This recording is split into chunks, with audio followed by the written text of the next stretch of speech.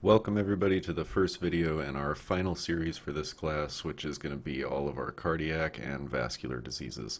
Some of these things we've mentioned just throughout the course of the class, particularly things like left heart failure, right heart failure, pulmonary edema, those sort of things. So those are going to come back up, but we're going to focus almost entirely on what happens when there's significant dysfunction of the heart for some reason. There's a bunch of different reasons that can happen.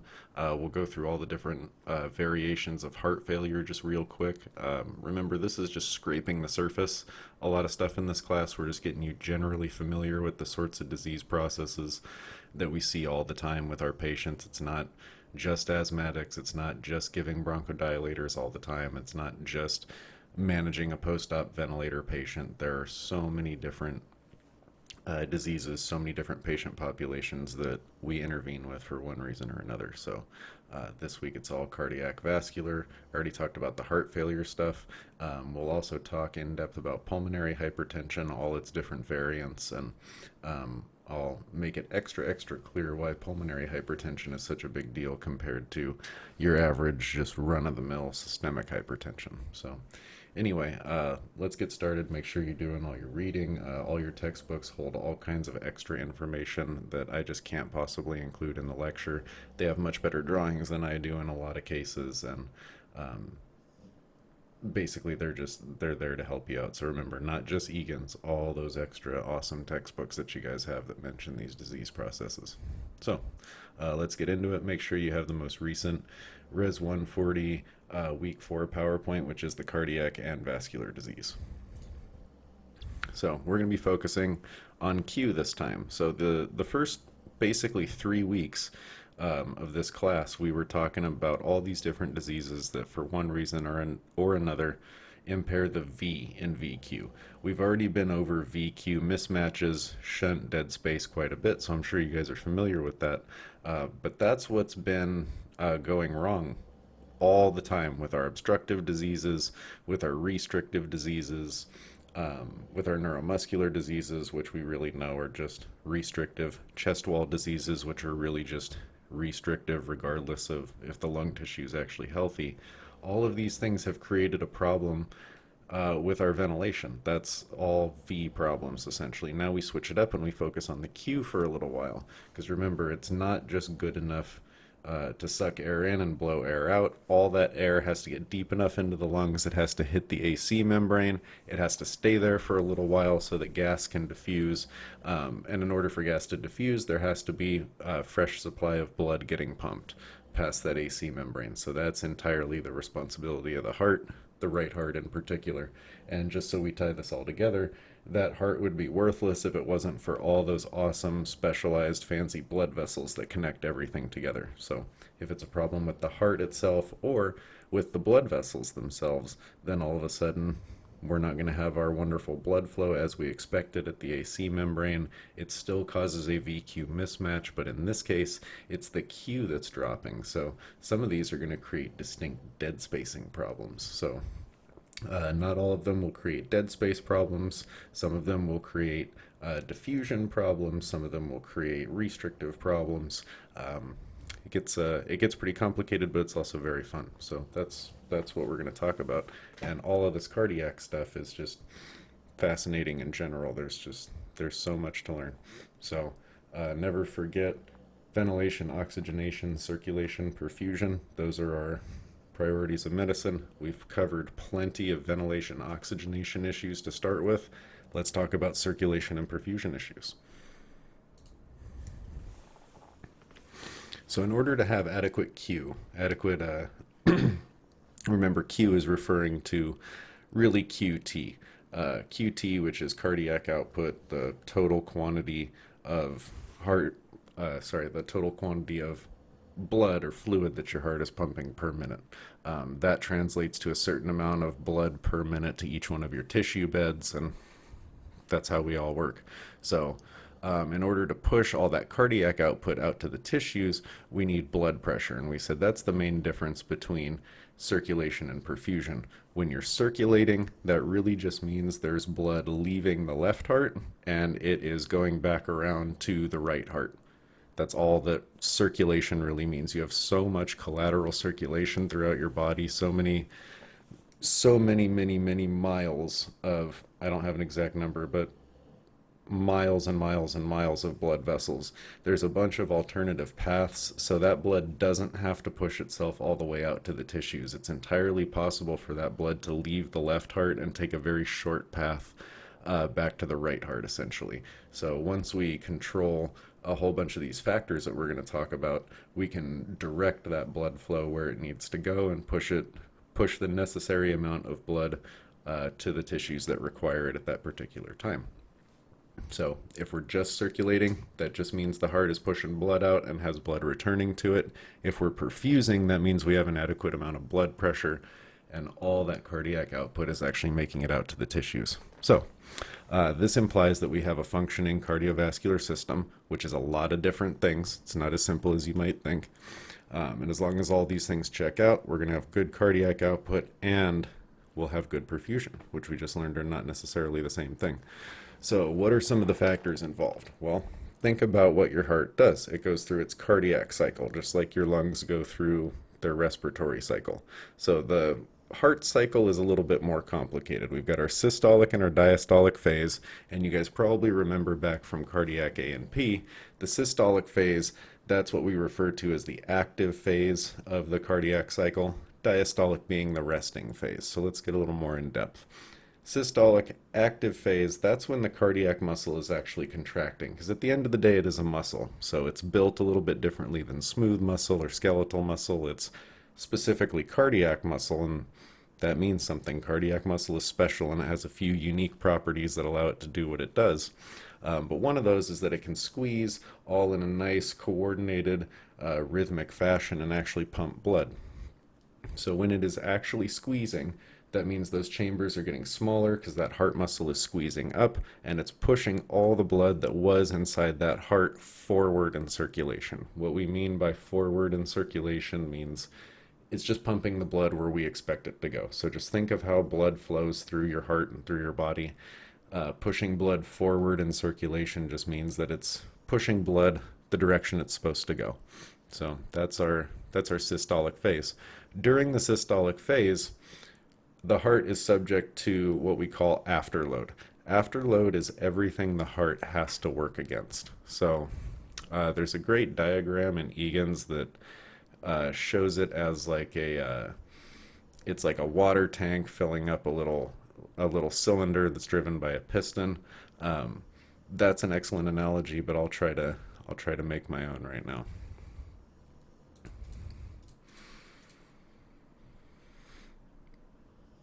So here's your heart. We'll just make it really basic right now. It's sitting like this. It has to fill up during the diastolic phase. So diastolic. Let's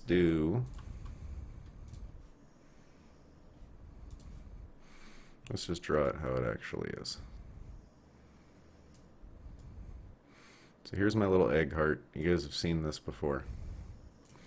So this will be during the diastolic phase, resting, and that means that blood is going in this way. So from the systemic veins and pulmonary veins, which means it's flowing down through our atrioventricular valves or AV valves, the tricuspid and bicuspid, or sometimes known as the mitral valve over on this side, the left side, because remember, it's always patient right and left. So patient right, patient left.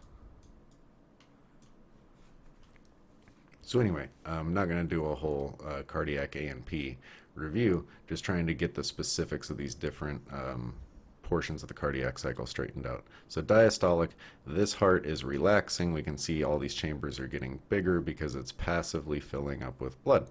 The systolic phase, which I need to draw down here, so we were talking about. So we will draw it like this, and specifically I'm going to draw the lower chambers looking like that.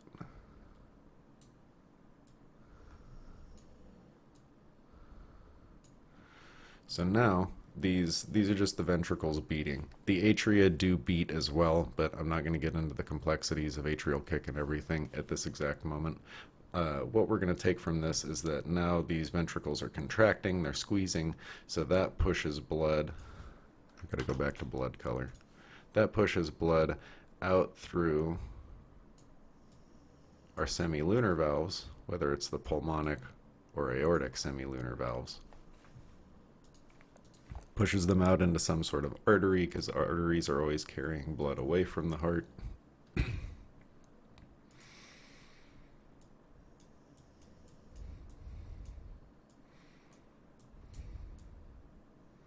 During the diastolic phase, the heart's receiving blood from veins, whatever kind of veins they are, because veins are always flowing back towards the heart.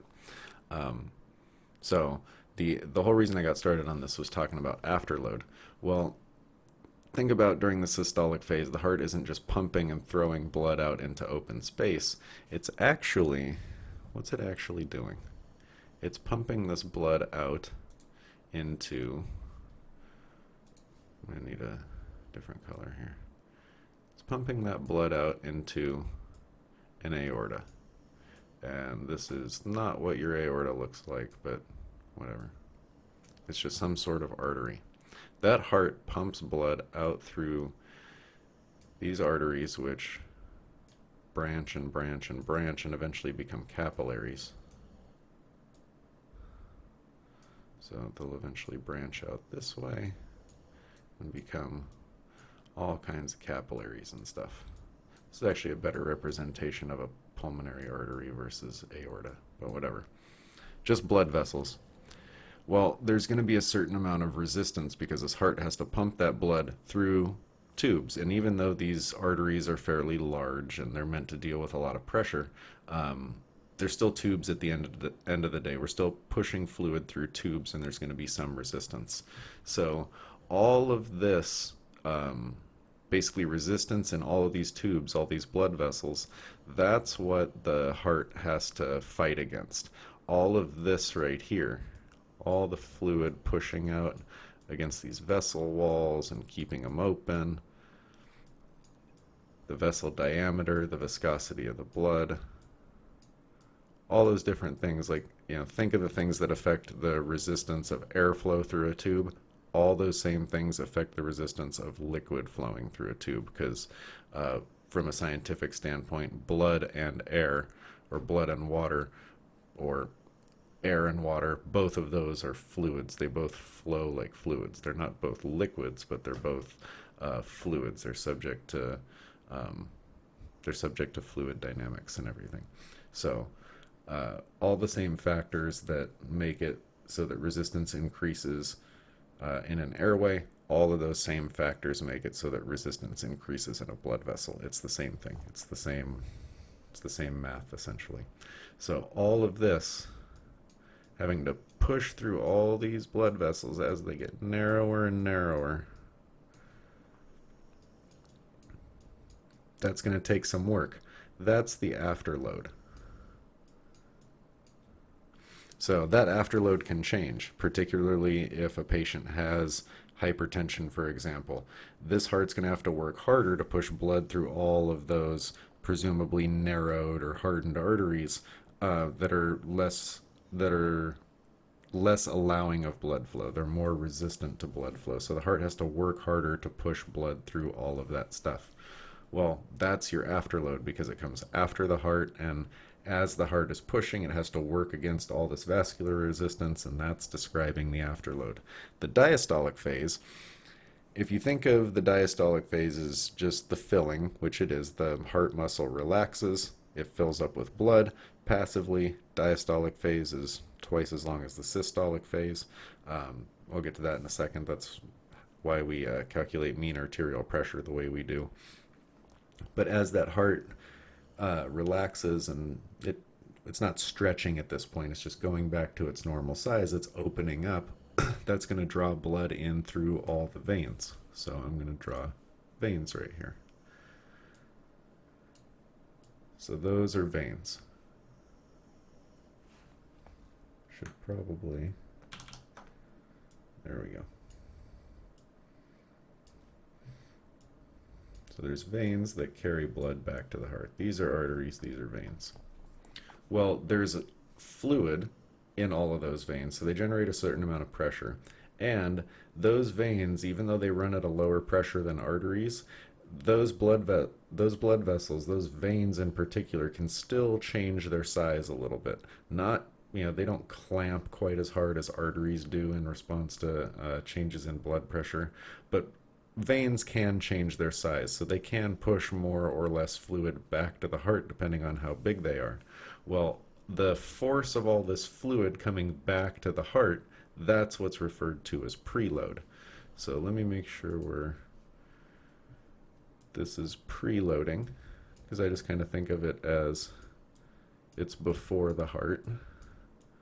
So that's preload coming in, and that can change based on all kinds of stuff like fluid balance and the patient's, particularly this thing we like to measure called the central venous pressure, that gives us an idea of the preload to the right side of the heart.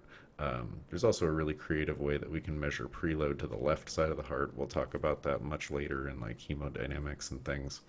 But if it's before the heart, if it's what's coming in and filling it, whether it's to the right side, so systemic veins, or the left side being the pulmonary veins, that's still preload right here. That's coming into the heart.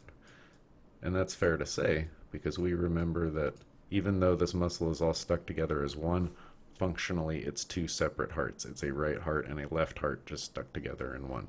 So whether that fluid is loading the right side or the left side, it's considered preload. And there are a whole bunch of things that change that. One of the big ones is fluid balance. If there's more fluid, there's going to be more preload because there's more blood dumping back in. If there's less fluid, like the patient's dehydrated or bleeding out or something, there's going to be less preload because there's less fluid coming into the heart. But enough about that. So all that's preload. This is all afterload.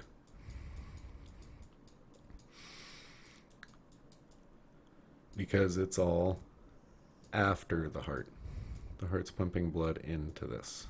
So that's afterload, no matter which side we're talking about. So pre coming in, after the heart. So pre going into the heart, after is literally after the heart. So link those to diastolic and systolic. I mentioned that little something about the mean arterial pressure. So this diastolic phase is 2 times longer than the systolic phase, which makes sense for a couple reasons. That systolic phase has to be really, really quick because those muscles are contracting forcefully and pushing all the blood out, so that happens really fast.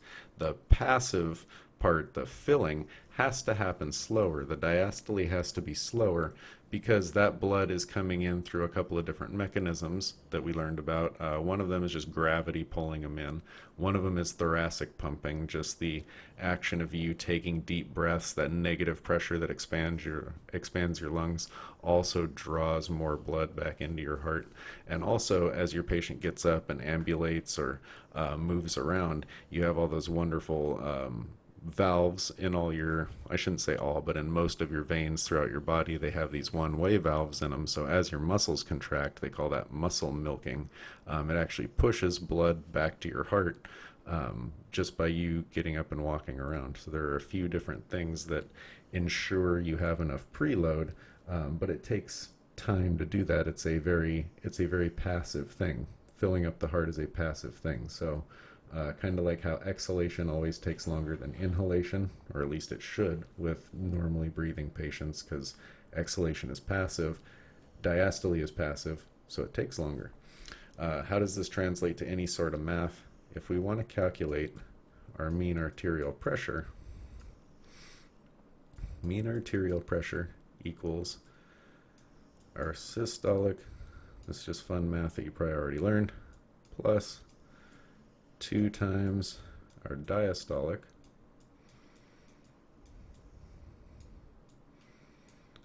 all divided by 3. Why is it divided by 3? Because the heart spends twice as long relaxing as it does actually pumping. So if we account for time units, like if it took 1 second for the heart to push blood, that means it takes 2 seconds for the heart to relax and fill with blood. So 1 second plus 2 seconds equals 3 seconds, or 1 part plus 2 parts equals 3 parts. So systolic plus 2 times diastolic divided by 3 will give us our mean arterial pressure. So our systolic is always listed on the top. Our diastolic, sorry, that looks a little ugly. Our diastolic always on the bottom. So that's like when somebody says, 120/80. You guys probably learned this in patient assessment. They're saying, what's the pressure in the vessel during the systolic phase? We can measure that when the heart's actually beating. What's the pressure in the blood vessel during the diastolic phase when it's relaxing? Because that pressure in the blood vessel better not be dropping to 0. It better not even get anywhere close to that.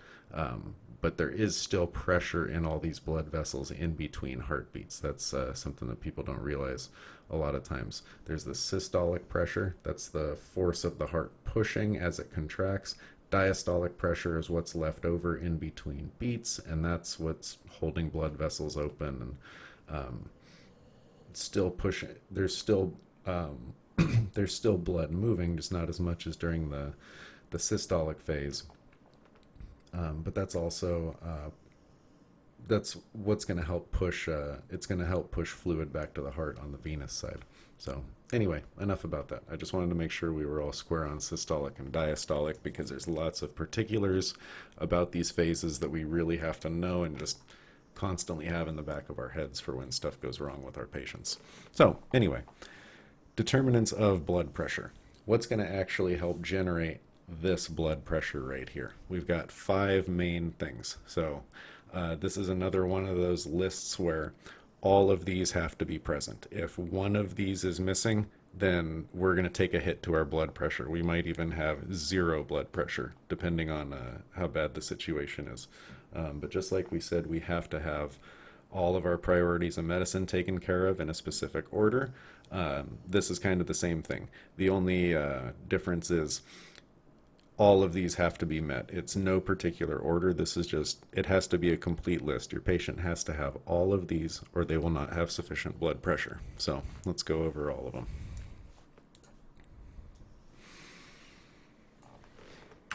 them.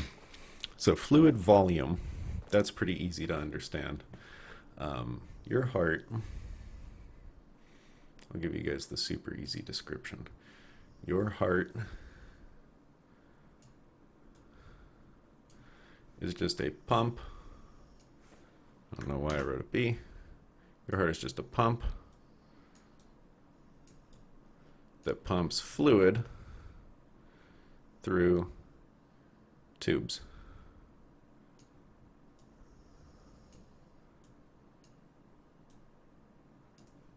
Your heart's a pump that pumps blood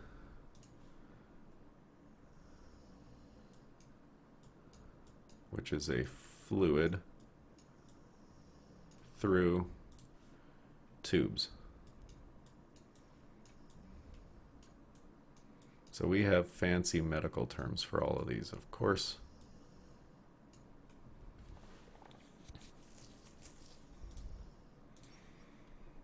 The pump is our heart, the fluid is the blood, the tubes are the blood vessels. No, I don't want to do that. So always keep that in mind. It's really just that simple. Your heart is a pump that pumps blood, which is a fluid, through blood vessels, which are tubes. So the anatomy and everything, it gets really wordy and confuses some people early on. So when it starts to confuse you, not if, when it starts to confuse you, just remember that pump, fluid, tubes. So anyway, that being said, let's use a fish tank as a good example. Your fish tank has water in it. There's a pump that moves the fluid around, and there's tubes that carry that fluid from the reservoir to the tank itself. So that's essentially what we have with our circulation system.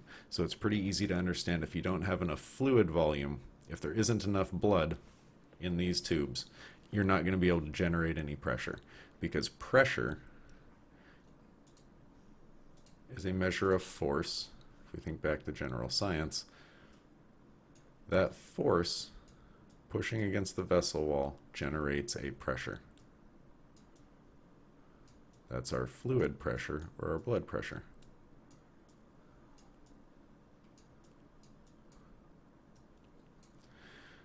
So if this poor tube is only filled with that much fluid, there's very little pressure in there. Versus this tube, which is full to the brim with fluid, this one has much more pressure in it. So lots of pressure because there's lots of fluid. This one has very little pressure. So I'll only put a few pluses in there. Barely any pressure, if any pressure at all. So that's pretty easy to understand. If your patient doesn't have an adequate fluid balance, they're not going to be able to generate blood pressure. So that doesn't mean they necessarily hemorrhaged. A hemorrhage will definitely do it if they don't have enough blood in their body. There's not going to be enough blood to fill the vessels and they won't generate pressure. That's easy to understand. This can also happen if a patient is dehydrated because the fluid will shift inside your body, so your body will actually pull fluid out of your vascular system to keep the tissues hydrated, and eventually that means your blood volume is decreasing, and we have this situation over here. This is decreased blood volume, increased blood volume, or what a lot of times we just refer to overall as fluid balance, because a lot of these fluids in the hospital are going straight in veins in the form of like IV medications and fluid resuscitation and that sort of thing. So a lot of times when we say fluid balance, that's indirectly talking about blood volume. Those are not exactly the same thing. There is a way to tell the difference between overall fluid volume in the body and exact blood volume, but we'll talk about stuff like that later. So that's my little spiel on fluid volume. That has to be there, just like the cardiac contraction strength. So 2 through 4 on this list, these are dealing exclusively with the pump itself. We already talked about fluid problems, so what if it's a pump problem? That heart can fail to contract strong enough, so it can get really, really weak, meaning that it just, like you squeeze a ball in your hand, you squeeze it really strong, or if your hand gets, really worn out, you do it too many times, eventually you just can't squeeze that ball at all. That's kind of what happens to your heart. In a lot of cases, it just can't squeeze anymore, which means it can't push blood. It can't push fluid into the tubes, so you don't generate any pressure. That heart also has to be pumping at a specific rate. So we already know what normal heart rates are, and then there's acceptable high and low ranges where people can still maintain an adequate amount of blood pressure, but it's probably pretty easy to understand that if your heart beats too fast, you won't be able to generate pressure because it won't be able to fill. If it beats too slow, it's not pushing enough fluid out, so it can't generate pressure. So both of those, too fast or too slow, cause a decrease in blood pressure, but for different reasons. So too slow, pretty easy to understand. You're not pumping enough blood out. Too fast, it's going too fast to allow that passive filling of the heart, so the heart doesn't actually fill up.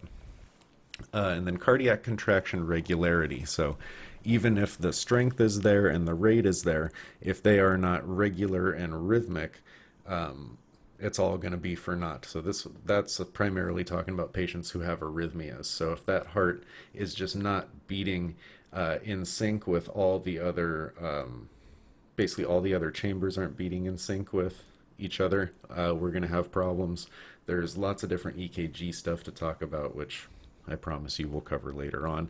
Just know for now that those contractions have to be nice and regular and strong and at a sufficient rate. Otherwise, the pump's not going to work. So there we go. Fluid problems covered, pump problems covered. And then there's the idea of vessel tone. So tone is referring to the state of contraction of the smooth muscles that surround these blood vessels. So don't forget that blood vessels, in a sense, are kind of like airways. In a sense, they're not exactly like airways, but they share a lot of similar properties. So we can take some of the knowledge we have about airways and we can cross it over to our knowledge of blood vessels. So these blood vessels also have smooth muscle which wrap around them. That's what this is. So just like your airways have smooth muscle that wrap around them, it's actually a whole sheath of smooth muscle that surrounds the blood vessel. I'm just drawing them like this for now. But they can relax and make that blood vessel bigger, or they can contract and they can make that blood vessel smaller. So I'll try to draw this same one.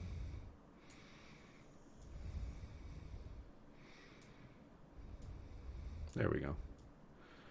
There's our same blood vessel from over here, but all of these blood vessels are now really, really tightly contracted and they're narrowing the blood vessel. So sometimes that's a problem. It shouldn't be happening. Other times it's happening to help control blood pressure. That's one of the mechanisms we have to control blood pressure. So this would be decreased tone, decreased vessel tone, so decreased state of contraction. This is increased vessel tone. Oop, I'm not trying to write vessel. Increased tone. So basically the exact opposite of the diameter. That's how we'll think of this. The tone and the diameter of the blood vessel are inversely related. So if the tone decreases, the diameter obviously increases. The lumen, or the open space inside this blood vessel, gets bigger. Same thing with all these ones downstream. If the tone increases, remember inverse relationship, so the opposite thing happens to the other thing we're talking about. If the tone increases, that means the diameter, so it's like getting hard to draw in here, the diameter of this vessel is decreasing.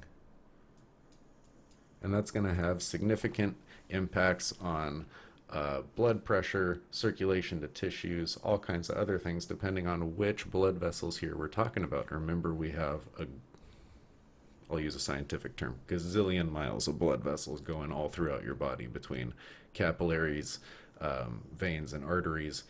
There's a whole lot of blood vessels, and that means there's a whole lot of different areas that we can independently control, potentially with like drugs and everything else, or your body will just automatically control it to keep blood going where it needs to go, keep blood pressure right where it needs to be.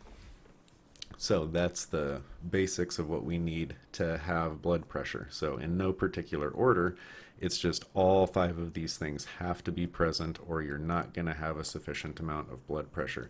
If you don't have tone, these blood vessels are too big and you can't fill them up with blood, so your pressure goes down. If you squeeze the vessel down and the tone, that means the tone goes up, that means you will actually generate pressure inside that vessel because you're squeezing it around fluid, which increases the pressure.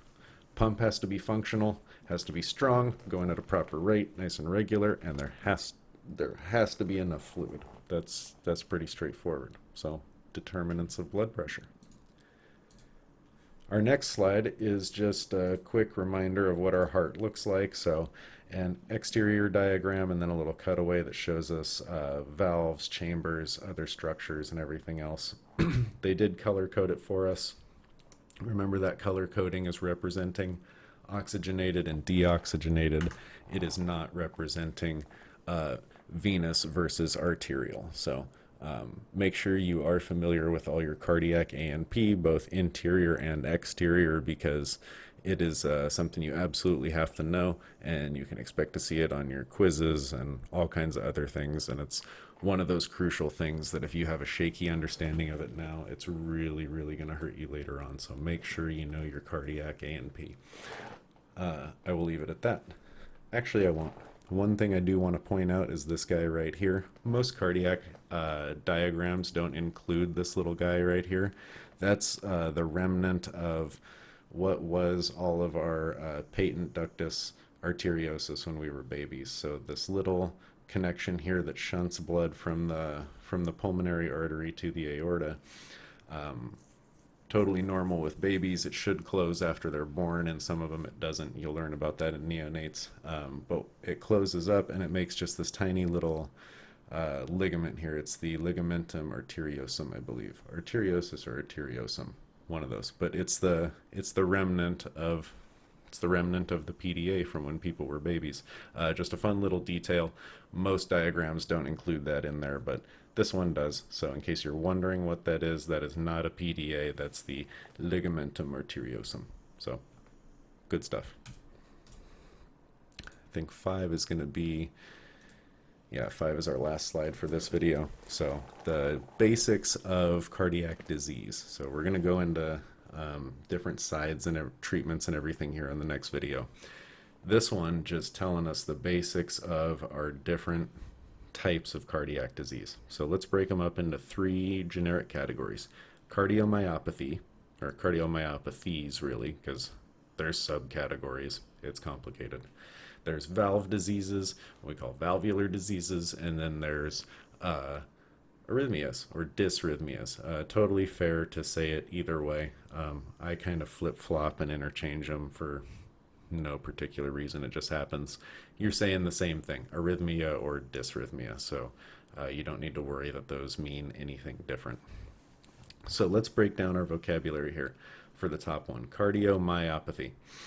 It's cardio, so something to do with the heart. It's myo, so it's muscle, and it's pathy, so it's some kind of disease. So cardiomyopathy is literally just saying heart muscle disease. So that can come in a few different forms. All cardiomyopathies are not the same, so let's talk about them. They can come in dilated cardiomyopathies, hypertrophic cardiomyopathies, and ischemic cardiomyopathies. So let's take a dive into each one real quick.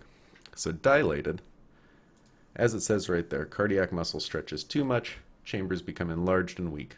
Well, let's have our baseline heart. So we're going to say that this is our normal heart. So I'm going to draw a few details here. The main one is going to be that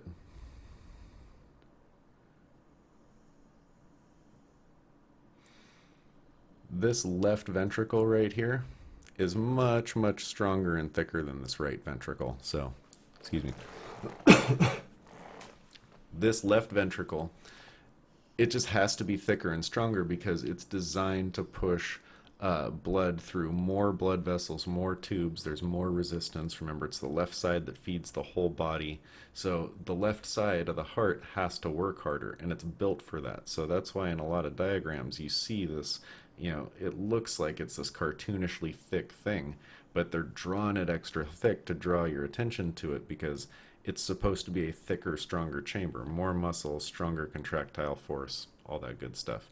There still is some thickness to your right ventricle, but remember, this is just a basic drawing. They aren't actually mirror images of each other. They have slightly different shapes, but overall there's more mass on the left side. So that's what we're getting at. So this is going to be our normal guy right here. Now let's just say this patient has a dilated cardiomyopathy, and we're just going to focus on the left ventricle. It can happen to right or the left side or both. We're getting into that. So now this patient, that's what's happening. So we'll keep this the same. We'll keep this relatively the same. But what happened here is that the left side got all thin and stretched out and weak. So we'll talk about all the reasons this will happen coming up. But the main thing that happened right there, the volume inside this chamber changes. We'll talk about that later on. And the contractile force of these muscles change as well, or this chamber changes as well, because cardiac muscle does this really cool thing where it's kind of, it already contracts. It can do a forceful contraction, but kind of like if you stretch out a rubber band, a little bit, it snaps back, and then you stretch it out a little bit more, and it snaps back even harder.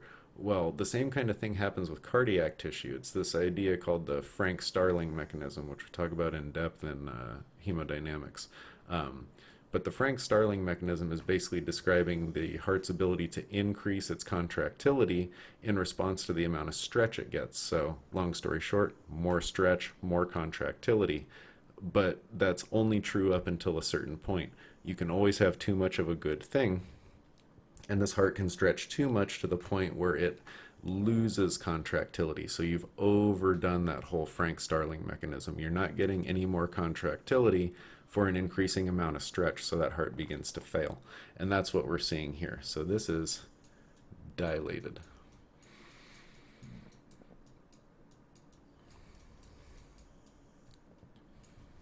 So if that heart dilates, we already said it's not going to be able to contract very well. It's not going to be able to squeeze and push blood.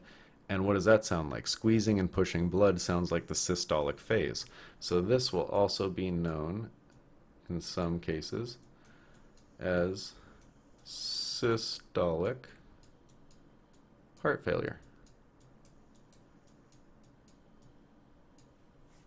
So there's another name or abbreviation it can go by. We'll get into that in a second. But because this muscle dilates too much, some people say, oh, the heart muscle, it's bigger. They have a big heart, so that's got to be good. Not necessarily. If it's dilating and stretching and that's why it's getting bigger, that's not good at all. Remember, too much of a good thing. Too much stress equals loss of contractility, and we said that's a determinant of blood pressure. You have to have good contractility or else you can't generate blood pressure and push blood. So, moving on. Hypertrophic. Well, what's the terminology there? Troph, so dealing with muscle again, our heart muscle. But this is hypertrophic, so this means extra muscle. What's happening here is layering of cardiac muscle, which decreases chamber volume and compliance. So we keep using that word compliance because lots of things have compliance. Compliance by itself is, remember, just describing the ability of something to stretch out and accommodate volume. So lungs have compliance, chest walls have compliance, your pericardial sac has a certain amount of compliance, your cranium has no compliance, all these different things. Ventilator circuits and tubing have a certain amount of compliance. They stretch out a little bit to accommodate volume. So compliance is a very generic term. What's happening with hypertrophic? Well, let's layer some heart muscle on here. So now we've got a really, really thick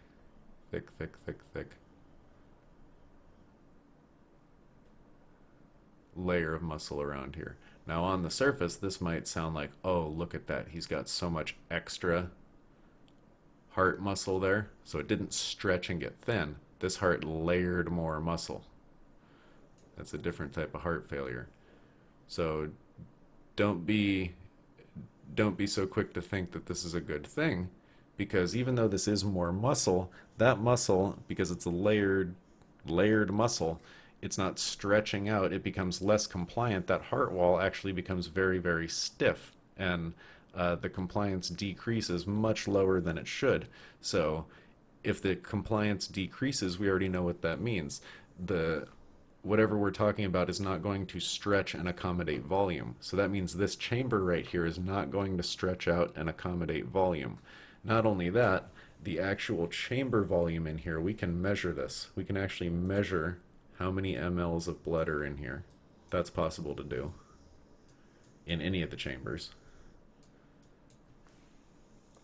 It's part of how we calculate this thing called stroke volume, which I'm going to talk about here in a second. But the actual size of the chamber decreased. So if the chamber size decreases, that's less blood in.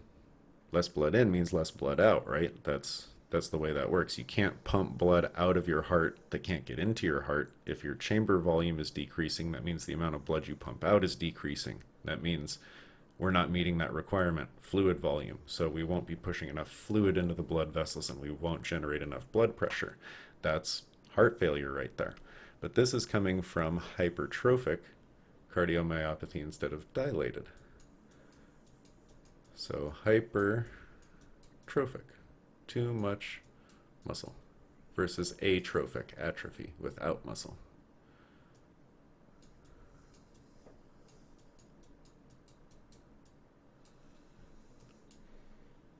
Now think about what I just said. That heart can't fill up. It doesn't get enough blood in, so it can't push enough blood out.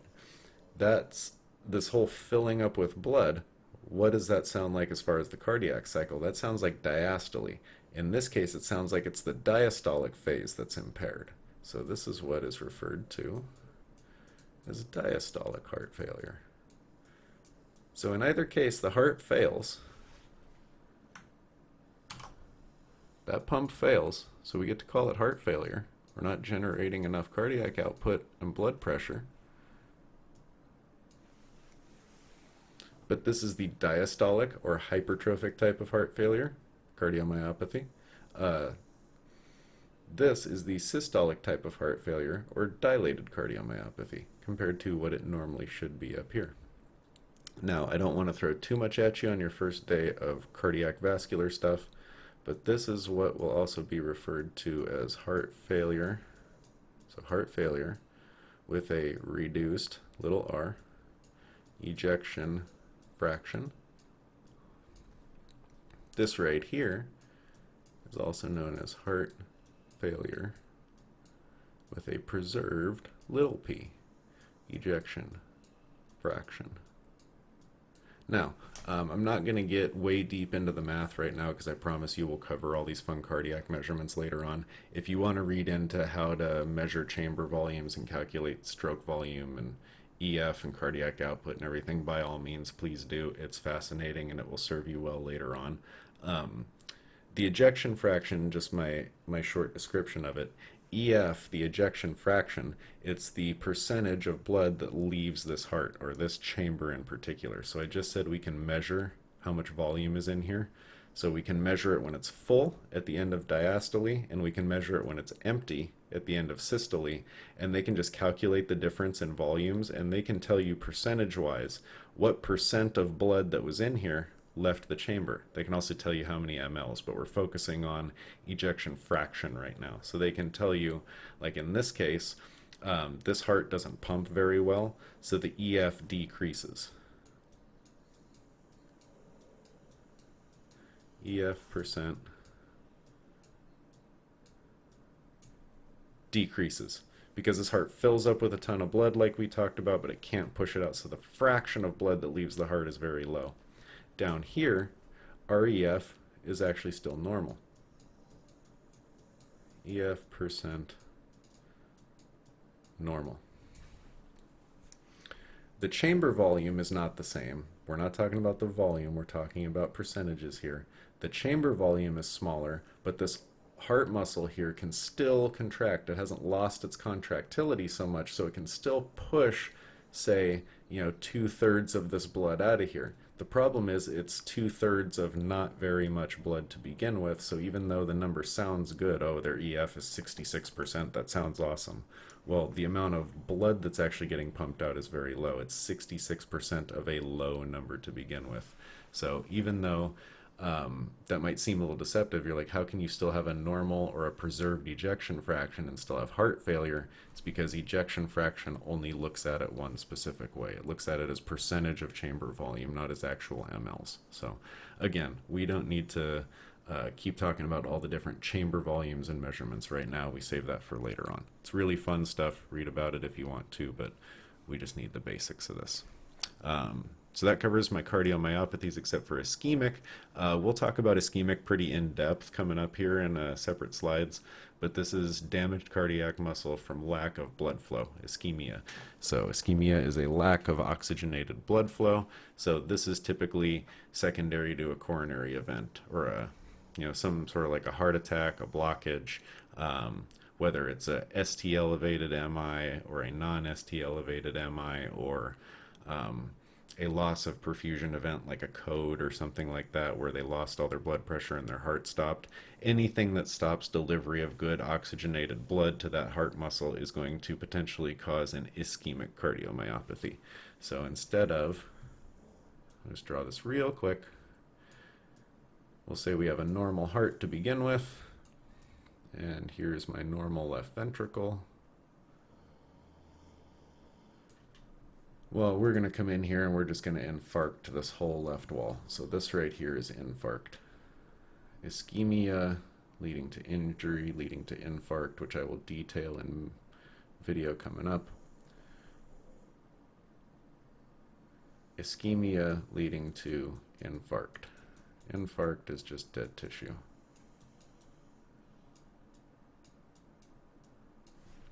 Hence the term myocardial infarction. Let's just do long story short right now. This infarcted tissue is no longer alive. It's not depolarizing and repolarizing, which means it's not contracting. It's not pushing blood. So if it happens, especially here in a big part of this left ventricle, what's going to happen is none of this wall right here, none of this muscle contributes to contraction, and your contractility significantly decreases in the amount of blood. The overall contractility, that is, significantly decreases in the amount of blood pushed out of that chamber with each beat decreases. So we have less fluid entering the blood vessels, and you get a decrease in blood pressure and all kinds of other problems. That's the ischemia. What about our valve diseases and arrhythmias?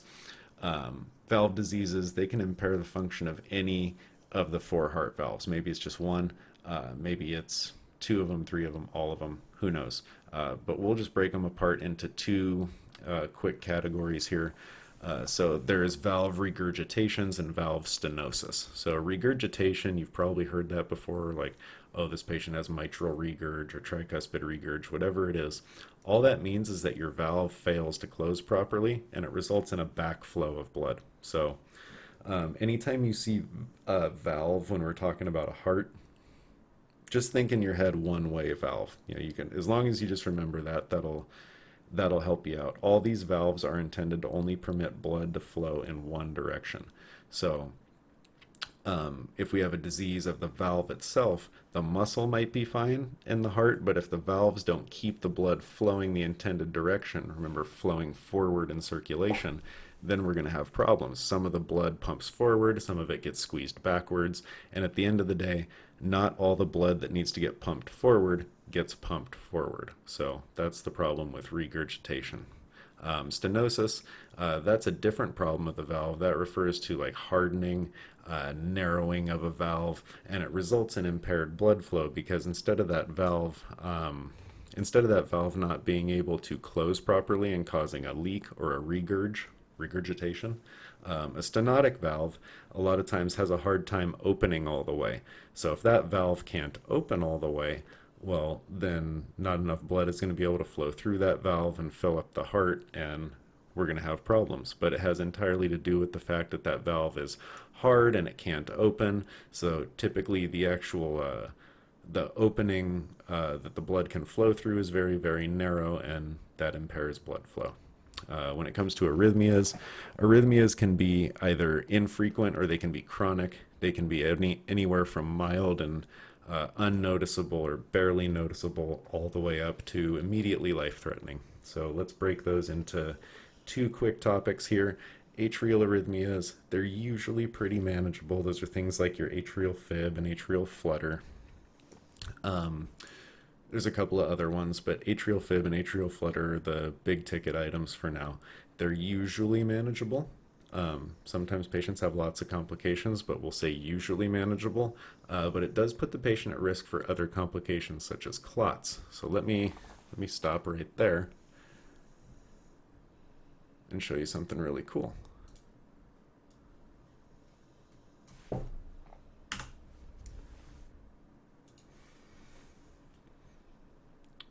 During the cardiac cycle, your atria actually beat a tiny little bit before your ventricles do.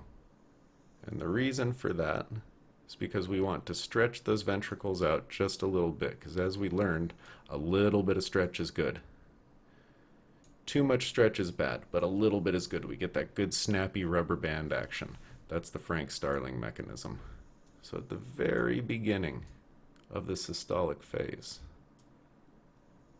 it's not the ventricles that beat, it's the atria that beat.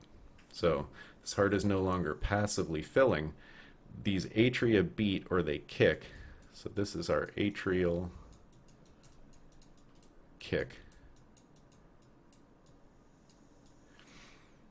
and it's just a split second before the ventricles beat. But what this does is pushes all this blood that filled up in the atria, so we already have blood in the ventricles. We have blood in the atria, but if these atria kick, if they squeeze just before the ventricles do, that pushes about an extra 30% down into the ventricles,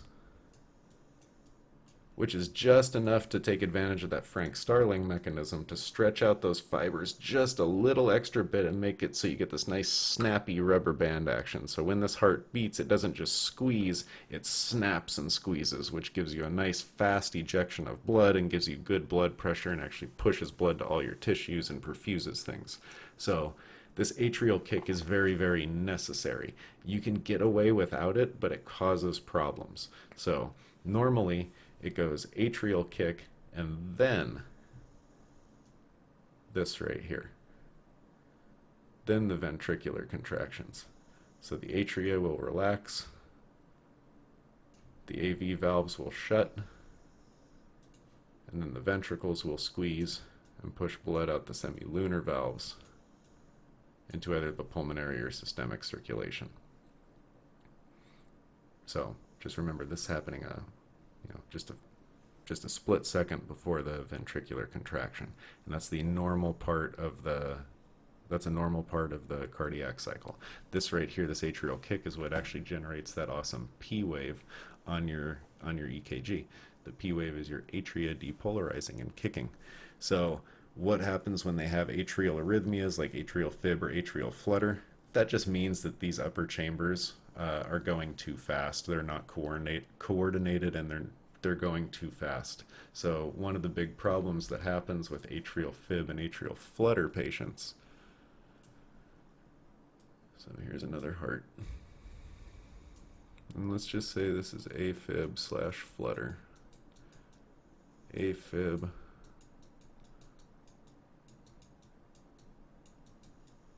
or flutter. Basically, we don't get this good atrial kick that's perfectly timed anymore.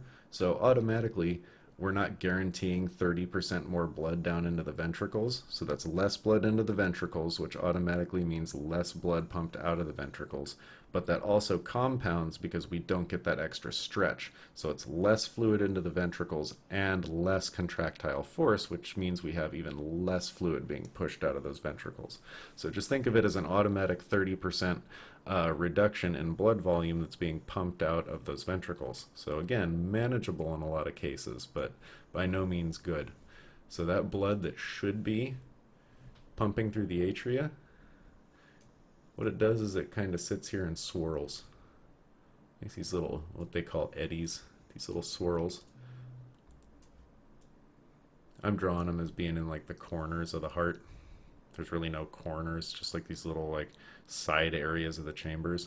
But instead of that blood flowing through there nice and steadily and flushing itself out and stretching the ventricles and everything we just talked about, it just kind of sits there in these diseased chambers that are beating too fast and not in sync with the ventricles. So that blood doesn't really flow anywhere. It just kind of sits here and stagnates. And stagnant blood that isn't flowing effectively turns into clots. So the big problem with this is if this turns into a big sticky juicy clot and breaks loose and goes through the right side, it goes straight to the lungs. If it breaks loose from the left side and goes out, it goes a lot of times straight up into the brain and causes a stroke. So even though AFib and flutter patients don't necessarily have a lot of risk of like instant cardiac death, that's not a huge issue.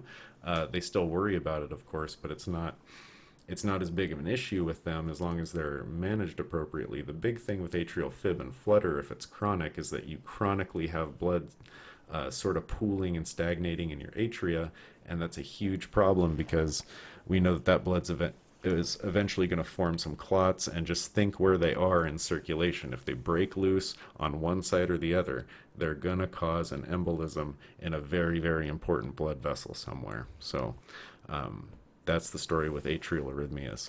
When it comes to ventricular, these are much more serious. And just think of it as if your ventricles don't work properly, you're going to lose blood pressure. Maybe you lose a little bit, maybe you lose it all, and you totally code.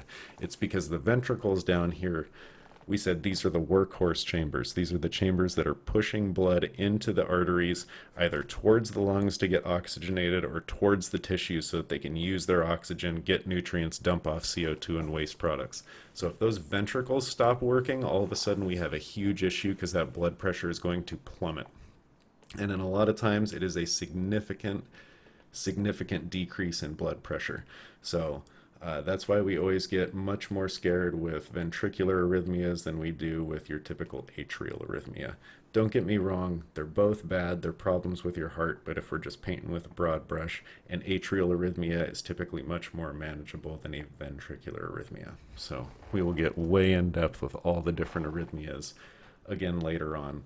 We're just covering basics of the different types of cardiac disease. And why do these all cause cardiac problems? Because these are going to reduce any one or more of those necessary things that we need to generate blood pressure, which we covered previously. So next videos are going to be the specific types of heart failure, right versus left-sided, and ischemic, that kind of thing. And of course, we'll do a vascular video. So stay tuned for the next one.